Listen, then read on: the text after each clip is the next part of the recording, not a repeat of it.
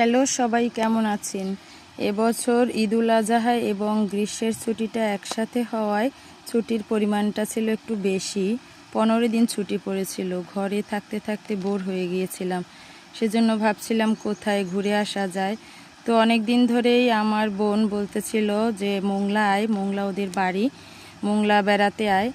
তো ভাবলাম তাহলে এই ছুটিটা মোংলাতেই কাটিয়ে আসি, মোংলা পোর্ট তারপরে যা যা আছে সব কিছু দেখে আসি।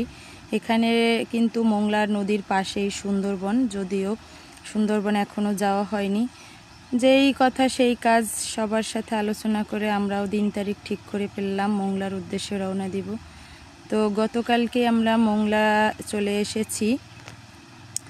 এই দেখেন, মোংলাতে কিন্তু আপনারা বিল বেশি দেখতে পাবেন, এখানে ঘেরের মাছ বেশি, চিংড়ি চাষ হয়। তো আমরাও মোংলা এই যে নদীর পাড়ে গিয়েছিলাম, ওদের বাড়িতে যেতে হয় নদীটা পাড়ি দিয়েই। তো আমার মেয়ে হাই করে দিতেছে।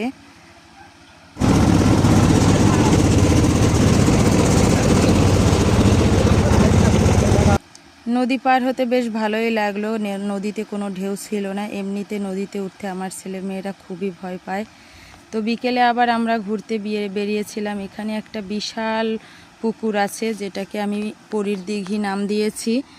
আসলে এত বড় পুকুর, ছবি বা ভিডিওতে এত বড় বোঝা যায় না, অনেক বড়। এবং পুকুরের পাড়ে বসলে একদম মন প্রাণ জুড়িয়ে যায়, খুব শীতল বাতাস। আর এদিকে দেখেন, মনে হচ্ছে পাহাড়ের মধ্যে আমরা ঘুরতে এসেছি, রাঙামাটি বা বান্দরবান হবে।